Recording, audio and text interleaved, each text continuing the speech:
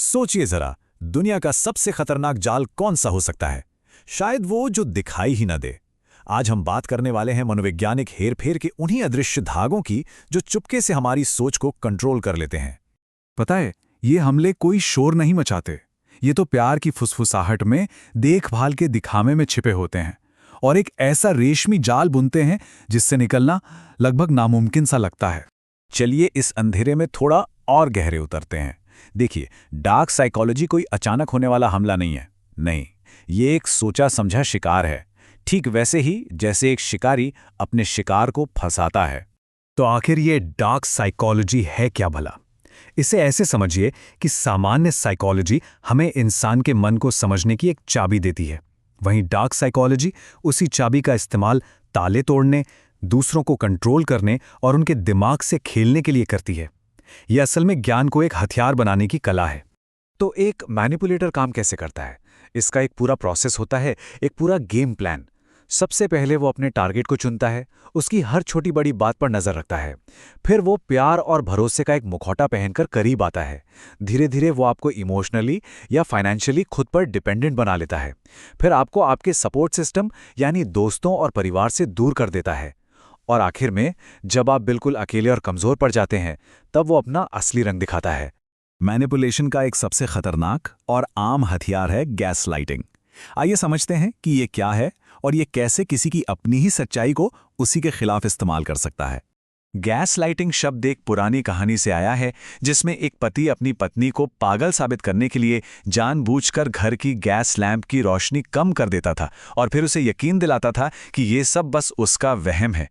इसका मकसद ही यही है, आपको आपकी ही यादों पर, आपकी ही समझ पर शक करने के लिए मजबूर कर देना।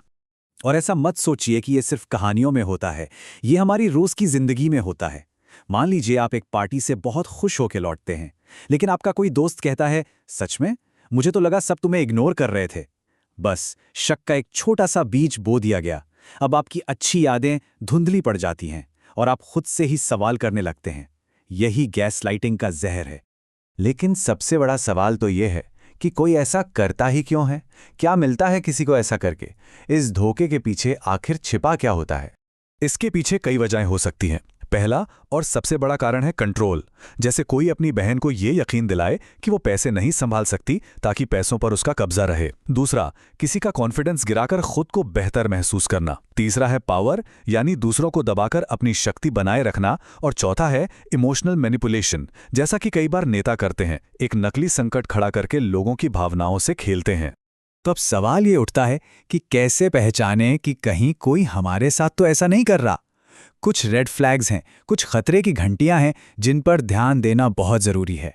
अगर हर बात पर खुद पर शक होने लगे, हर गलती की जिम्मेदारी खुद पर आने लगे, कॉन्फिडेंस लगातार कम होता जाए और आप अपने दोस्तों परिवार से कटते जा रहे हैं, तो समझ लीजिए ये खतरे की घंटी है। और सबसे डरावना एहसास ये है कि आपको अंदर से लगने लगे कि कहीं आप पागल तो नहीं हो रहे। ये गैसलाइटिंग के क्लासिक लक्षण हैं। देखिए, प्रॉब्लम को पहचान लेना आधी लड़ाई जीतने जैसा है। अब जब हम दुश्मन को जानते हैं, तो चलिए सीखते हैं कि उससे लड़ना कैसे है और अपनी ताकत वापस कैसे पानी है। मनोवैज्ञानिक कहते हैं कि इस जाल से निकलने के लिए 5 कदम बहुत जरूरी हैं। ये 5 कदम आज़ादी की तरफ ले जाने वाले 5 कदम हो सकते हैं। पहला और सबसे जरूरी कदम, अपनी अंदर की आवाज पर भरोसा करना। हमारी गट फीलिंग, हमारी इंट्यूशन हमें अक्सर सही रास्ता दिखाती है। अगर अंदर से लग रहा है कि कुछ गलत है, तो वो शायद गलत ही है। उसे नजरअंदाज मत कीजिए। दूसरा कदम, किसी ऐसे इंसान से बात करें जो भरोसेमंद हो और इस पूरी सिचुएशन से बाहर हो। एक थर्ड पर्सन का नजरिया आपको वो सच्चाई दिखा सकता है जो शायद आप खुद नहीं देख पा रहे। तीसरा कदम है इमोशंस को साइड में रखकर दिमाग से सोचना।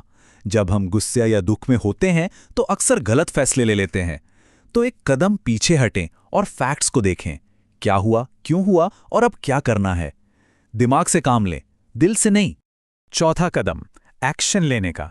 अगर आपको सेफ लगता है तो उस इंसान को कॉन्फ्रंट करें, लेकिन अगर जरा भी खतरा महसूस हो तो बिना सोचे समझे उस इंसान से दूरी बना लें या उसे अपनी जिंदगी से पूरी तरह निकाल दें। आपकी सेफ्टी सबसे पहले है। और पांचवा और आखिरी कदम, हीलिंग और लर्निंग। इस धोखे से मिले जख्मों को भरने के लिए खुद को वक्त दें और इन तरीकों के बारे में और जानें ताकि भविष्य में कोई आपको फिर से इस जाल में ना फंसा सके। याद रखिए, जानकारी ही आपका सबसे बड़ा कवच है। और अंत में बस एक बात हमेशा याद रखिए, धोखे से बचने का सबसे बड़ा तरीका दूसरों पर शक करना नहीं है, बल्कि खुद पर अटूट यकीन करना है। जब आप अपने अंदर की आवाज पर भरोसा करते हैं, तो दुनिया की कोई भी बाहरी आवाज आपको झुका नहीं सकती।